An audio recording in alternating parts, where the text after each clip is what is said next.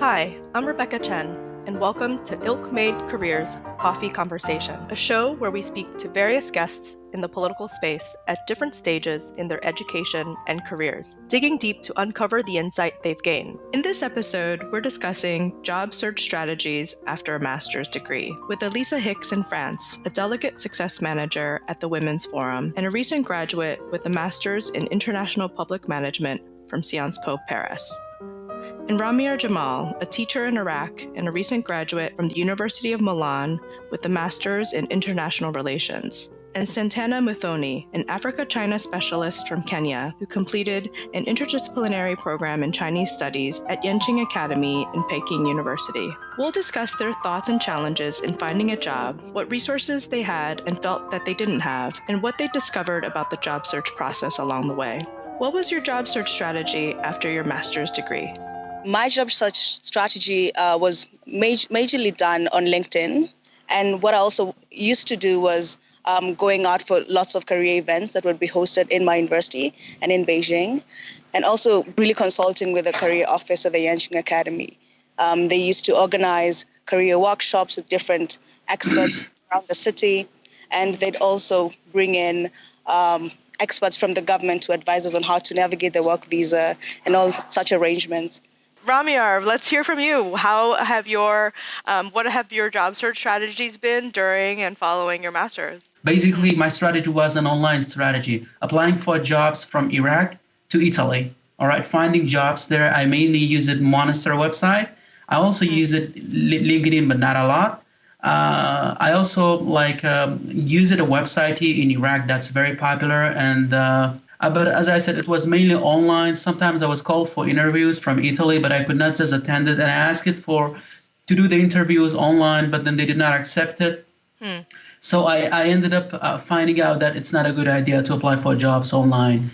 Yeah, thank you so much. That's, I think a lot of us feel like online resources these days are the only things available. And to take things offline, is something that is a skill set that we often don't have very much of. And, when I say offline, it's networking, it's really talking to people, and that does take travel time, that does take time out of your day. And so, Elisa, please kind of describe your thoughts and ideas around the job search, and for you, what types of strategies you employed. The job hunt started off rather aimlessly. I was really going to every single career fair I could go to and applying to a lot of the LinkedIn job suggestions that were popping up in my feed.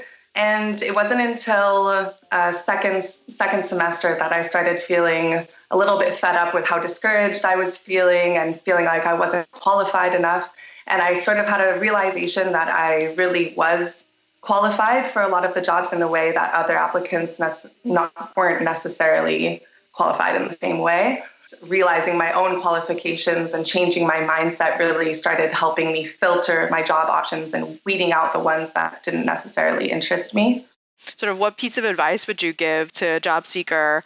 For me, I think a lot of my peers felt discouraged and maybe not confident enough to really lean on the support systems that they did have. So that includes reaching out to professors, like I was mentioning before, and you shouldn't hesitate reaching out to them for any doubts that you might have in terms of your CV or feeling embarrassed about not having enough qualifications. They'll help you reflect your strengths. And I think that's a big factor that some people underestimate, because these are trained professionals who are there to help you, whether it's professors or the career center, or even your own peers, talking to people who have had experiences in the field that you want to pursue, and even reaching out to people that you don't know, like on Ilkmade, but reaching out to people who are maybe a bit older than you, who have more experience. Great.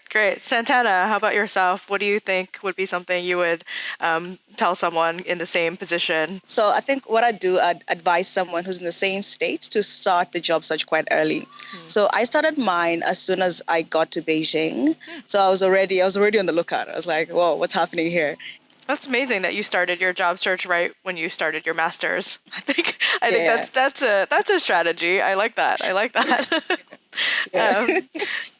And I'd also advise people to look out for internships. So as Elisa mentioned, you find that career offices always have companies reaching out to them to find out, who are your best students? Who would you recommend to come and work for us?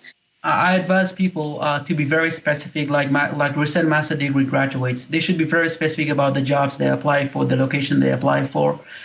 They should make network during their final stage of doing, like, let's say, their thesis in the country they're studying. They should start making network and apply for jobs.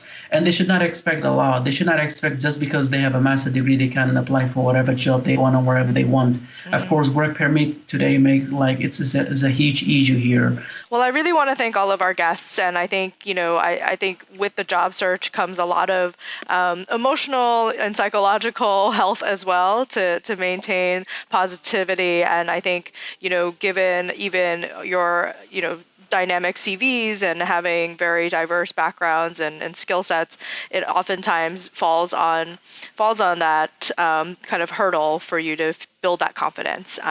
So I really want to thank you for sharing your thoughts about how to network better, how to use your resources better, when to start, and how to think about pursuing the best job for yourself.